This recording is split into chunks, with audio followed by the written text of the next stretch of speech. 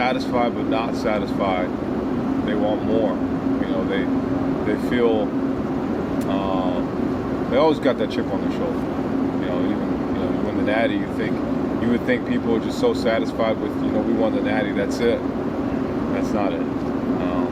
We want more. That's going to be what we're going to keep doing. Not trying to make it a pun on my name at all either, by the way. That's just what they want. They want it all. They want to continue to win. They know what it feels like to win, and they're going to work their tails off to continue to do that and carry on the tradition for Michigan. All right, Larry? Approximately how many NFL teams have you talked to about J.J. McCarthy? Can you share any of those conversations? And then the group as a whole, with a chance to set a record for most drafted players, just what does that mean? Yeah, it's been multiple. I can't really count. I got to go to the combine. I got to talk to a couple of head coaches, and we'll have a whole bunch of head coaches and personnel here. Just what can you say about JJ? The first thing I say is he was a state champion. He went to IMG. He was a national champion.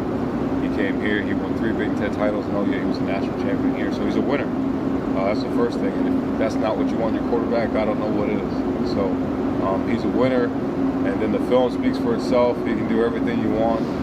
He can make every throw. He can run if you need to, but he can manage the offense if you need to. So he's everything you want in a quarterback. And then for all our guys, just everything. The first thing I tell them is look, you're not going to have any issues with our guys. They're going to be the hardest workers. They're going to be there late. They're going to be there early. They're going to do everything you want them to do. And just super excited for the future of all our players in the NFL. On the left here, Austin.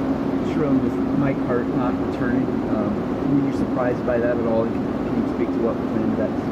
Yeah, really just, Mike did so much for this university. He was an integral part of what we did here as from a coaching staff and as a player. And, really, that's all I'll comment on that.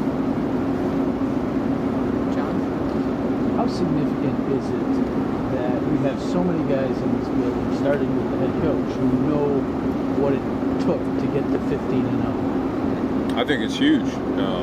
We all know the work it feels, what it feels like to get to that point. We all know what it feels like from an internal standpoint, from what people felt from the outside. But we all know what it took. So I think it's huge for us, huge for the people that were in this building, and huge for the people that saw it from the outside to feel it from the people that were inside, and especially, really more importantly, the players that were here, because they're the ones that are doing all the work. So I think for us to have a nucleus of players that are coming back and take the lead.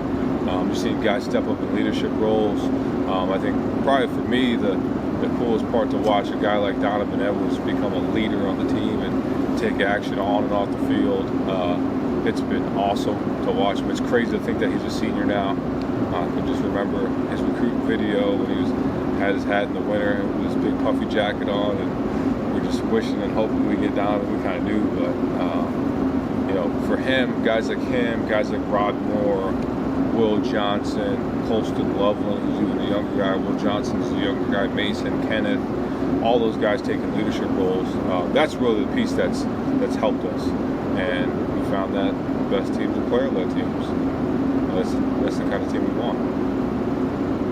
On the left, Isaiah. I know it's only been a couple practices, but have there been any players who maybe weren't linchpins on the team last year who have really kind of impressed you, and whether it's in spring ball, winter conditioning, that have kind of taken a big step forward? Yeah, there's a couple guys. Start on defense. Really, the 2 guys I called them out yesterday, DJ Waller, who played a little bit last year. He's been awesome. He's been super impressive, super long, super athletic. I think he's going to be a phenomenal player. Jair Hill, call him Shug. He's phenomenal. Made 2 big plays yesterday. He's been awesome. There's a countless number of guys that have really stood out. Obviously, the guys that you would think, the Colsons, the Masons, the Donovans, all those guys. Quarterbacks are all competing and playing at a high level. That's been fun. But, those 2 young guys, it's pretty cool to watch those young guys really flourish. And those guys got some playing time, but cool to see. And then the other guy, TJ Guys won, who's really had a really good first 2 days. And then Enoetta. Super excited about him and what he can do. I reserve judgment to the offensive line like I always did until pads come on, so they get mad at me for that, but that's okay.